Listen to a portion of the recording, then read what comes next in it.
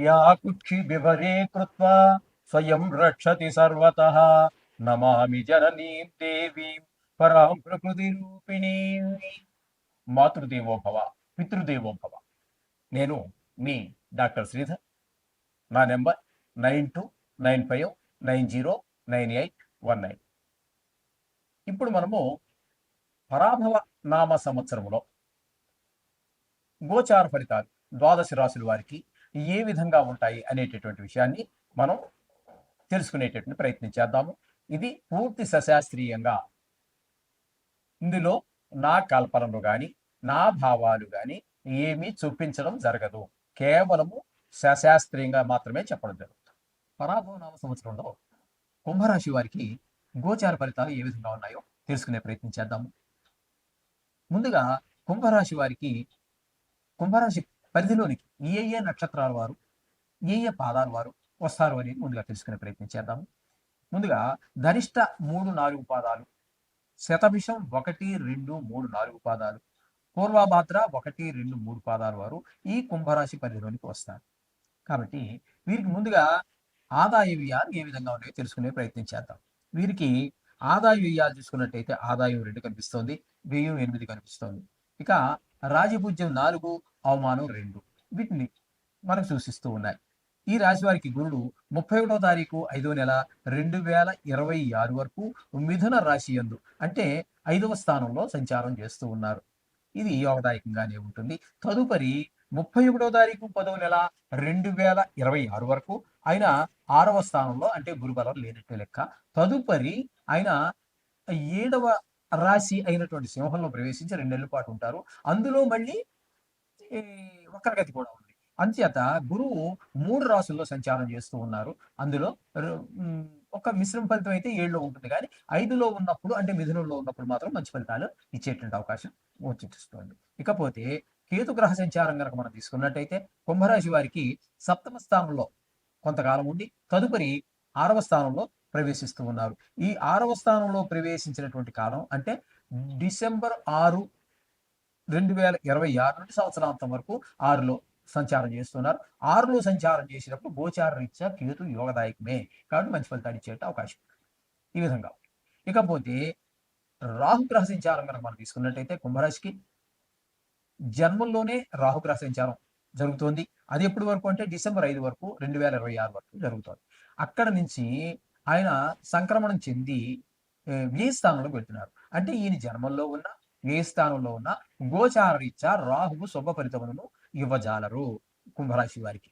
ఎందుకదండి? అంతేకాకుండా ఈ కుంభరాశి వారికి ద్వితీయ స్థానంలో శని భగవాన్ యొక్క సంచారం, అంటే ఇలాంటి శని జరుగుతోంది. అది ద్వితీయ స్థానం. ద్వితీయ స్థానం అనేటప్పుడు కుటుంబానికి సంబంధించినటువంటి ఇబ్బందులు, ధనానికి సంబంధించినటువంటి ఇబ్బందులు, మాటకు సంబంధించినటువంటి ఇబ్బందులు కలిగించేటువంటి అవకాశము, కుటుంబంలో ఆహ్లాదకరమైన పరిస్థితి ఏర్పడదు. ఈ విధమైన ఫలితాలు శని భగవానుడు ఇస్తున్నారు. ఇక్కడ రాహువు గాని, శని గాని, కేతువు గాని యోగదాయకం కాదు. గురువు మాత్రం కొద్దిగా పార్షియల్గా ఒక 5 నెలల పాటు మంచి ఫలితాలు ఇస్తూ ఉన్నారు. 5 అంటే మార్చి 31వ తారీఖు మే నెల వరకు మాత్రం, తదుపరి లేదు. ఇక కేతు అవుతారా, కేతు 7లో కానీ 6లో ఉన్నప్పుడు కానీ కొద్దిగా, 6లో ఉన్నప్పుడు కొద్ది మంచి ఫలితాలు ఇచ్చిన. మొత్తం మీద యోచించి చూడగా ఈ రాశి వారికి కలహాలు, మాట పట్టింపులు, అలాగే ఆశించినంత లాభాలు రాకపోవడం, నిరుత్సాహం, ఇట్లాంటివన్నీ, నమ్మిన వారి వల్లనే మోసపోవటం, ఇట్లాంటివన్నీ గోచరిస్తూ ఉన్నాయి. ఇక వ్యక్తిగతంగా అంటే ఏ వృత్తుల్లో ఉన్న వారికి ఏ ఫలితాలు ఉంటాయి అనే దాన్ని మనం ప్రముఖంగా ప్రస్తావించుకుందాం. విద్యార్థులకి ఇతర వ్యాపకాల వల్ల విద్యలో అశ్రద్ధ, తద్వారా మార్కులు తగ్గటము, ఫెయిల్ అవ్వటము, ఇలాంటివన్నీ ఉంటూ ఉంటాయి. కష్టపడాలి, చాలా కష్టపడితేనే వీరు ఉత్తీర్ణులు అవుతారు, లేకపోతే కష్టము. అలాగే ఉద్యోగస్తులకి అధికారుల వల్ల వేధింపులు ఎక్కువైపోతూ ఉంటాయి, పనికి భారం ఎక్కువైపోతుంటుంది, శ్రమకి తగినటువంటి ఆదాయం రాకపోవటము. కనీసం అన్నిటికీ ఆదాయం, గవర్నమెంట్ ఉద్యోగస్తులకు పనికి తగిన ఆదాయం ఏంటి, మామూలుగా రెగ్యులర్గా ఒకటే శాలరీ వస్తూ ఉంటుంది, కానీ అధికారుల యొక్క మెచ్చుకోవటం అనేటువంటిది ఒకటి ఉంటుంది చూసారా, అది చాలు. ఆ మెచ్చుకున్నాడంటే ఎంత పనైనా చేస్తుంటాడు అవలీలగా.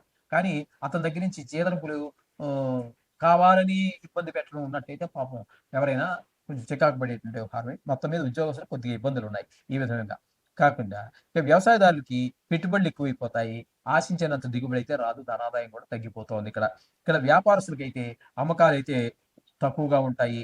అలాగే పోటీ కూడా ఊహించనంతగా పోటీ ప్రపంచం ఇది. జనాభా ఎక్కువైపోయే కొద్దీ ఉద్యోగాలు లేక, వృత్తులు లేక అనేక రకాలైనటువంటి ఒత్తిడి మనిషి మీద పెరిగిపోతోంది. పోటీ ప్రపంచం అయిపోయింది. ఈ పోటీ ప్రపంచంలో నిలబడాలి అన్నట్టయితే మన శ్రమతో పాటుగా భగవంతుని యొక్క ఆశీస్సులు కూడా ఉంటే తప్పితే లేకపోతే ముందుకు వెళ్ళటం అనేది చాలా కష్టమైనటువంటి పరిస్థితి. మొత్తం మీద మన వ్యాపారస్తులు కూడా ఈ పోటీ ప్రపంచంలో కొంచెం ఇబ్బందికరమైన పరిస్థితులే ఉంటూ ఉంటాయి. ఇంకా క్రీడాకారులు, కళాకారులు వీళ్ళ విషయానికి వచ్చినట్టయితే వాళ్ళు వచ్చిన అవకాశాలను నిలబెట్టుకోవడం కూడా కష్టమవుతూ ఉంటుంది. నటీనటి వాళ్ళందరికీ కూడా చాలా కొంచెం ఆదాయం కూడా తగ్గే అవకాశం ఉంటుంది. కాంట్రాక్ట్ చేసేవాళ్ళు ఉంటారు. ప్రభుత్వం తరఫు కావచ్చు, పెద్ద పెద్ద కంపెనీల తరఫున కావచ్చు. ఆ కాంట్రాక్ట్ చేసేవారికి కూడా అనేక రకాలైనటువంటి సమస్యలు ఎదుర్కొంటూ ఉంటారు. కాలయాపన జరిగిపోతూ ఉంటుంది. విశేషమైనటువంటి ఈ లబ్ధి చేకూరేటట్టు అవకాశాలైతే ఏమి ఉండదో, పని ఎక్కువైపోతుంది. ఆటంకాలు వీటితోటి కాలయాపన జరిగిపోతూ ఉంటాయి. ఇక రాజకీయ నాయకులకి పదవులలో మార్పులు వచ్చేటువంటి అవకాశం ఉంది. ఎందుకంటే వీళ్ళ యొక్క పనితీరు హైకమాండ్‌కి నచ్చకపోవటం వల్ల వీళ్ళని వాళ్ళని అక్కడ మార్చడం, లేకపోతే తప్పించటం, ఎమ్మెల్యేగా మాత్రమే ఉండటం. ఇట్లా కొంచెం రాజకీయ నాయకులు కొన్ని చాలా ఇబ్బందులున్నాయి అందరికీ కూడా. ఈ రాశి స్త్రీలకు కూడా ఉద్యోగాల్లో ఉన్నవారికి ఊహించనటువంటి ప్రదేశాలకి ట్రాన్స్‌ఫర్‌లు అవ్వటం, ఆటంకాలు, కాలయాపన ఇవన్నీ కూడా బంధుమిత్రుల విరోధం ఇవన్నీ కూడా ఆడవాళ్ళకు కూడా ఇబ్బందులు కొన్ని ఎదుర్కొంటూ ఉంటారు. ఎందుకంటే పూర్వకాలంలో మనం చెప్పాలంటే ఆడవాళ్ళు కేవలం ఆహ్, గృహిణిగా మాత్రం ఉండేవారు కాబట్టి అన్ని లేవు. ఇప్పుడు మగవారితో సమానంగా వారు కష్టపడవలసినటువంటి పరిస్థితి, లేకపోతే కుటుంబం నడవనటువంటి పరిస్థితి. వారు బయటికి వెళ్ళాలి. అక్కడ అనేక రకాల సమస్యలు, ఇంట్లో అనేక రకాల సమస్యలు. వీటన్నిటితోటి ముందుకు వెళ్ళటం అనేది మగవాళ్ళు ఎన్ని రకాలైనటువంటి ఇబ్బందులు ఇంటా బయట ఎదుర్కొంటున్నారో, ఈ నేటి మహిళలు కూడా వాటికి పురుషులకి ఏమాత్రం తగ్గనటువంటి రీతిలో వాళ్ళు కష్టపడడం, అనేక రకాల సమస్యలు ఎదుర్కోవడం జరుగుతుంది. వాళ్ళకి కూడా ఇబ్బందికరమైన పరిస్థితులే ఉన్నాయి. మొత్తంగా ఈ రాశి వారు ఈ 4 గ్రహాలకి కూడా అంటే గురు, శని, రాహు, కేతులు 4కి కూడా తైలాభిషేకాలు, వినాయక పూజ, సంకటహర చతుర్థి కేతువు గురించి ముఖ్యంగా తీసుకోండి. అలాగే ఈ రాహు గురించి తీసుకోవాలి అనుకున్నట్టయితే రాహు, కేతువులు ఉన్నారు కాబట్టి సుబ్రహ్మణ్య స్వామికి సంబంధించి కానివ్వండి, ఇట్లాంటివి చేసుకుని రాహు హ్మ్. ఆహ్, రాహు సమయంలో మనం నిమ్మకాయ దుప్పల్లో దీపాలు పెడతారు. ఇట్లాంటివన్నీ చేయటము. అలాగే అమ్మవారికి సంబంధించినటువంటి హ్మ్. దుర్గా సప్తశతి అని ఇట్లాంటివి చదవటము. ఇట్లాంటి వాటిని చేయటం ద్వారా మనం వీటి నుంచి ఈ బాధల నుంచి బయటపడే అవకాశం చాలా స్పష్టంగా గోచరిస్తుంది. అందరూ ఆచరించండి. ఈ ఇబ్బందుల నుంచి కొంచెం బయటపడండి. శుభం భూయాత్.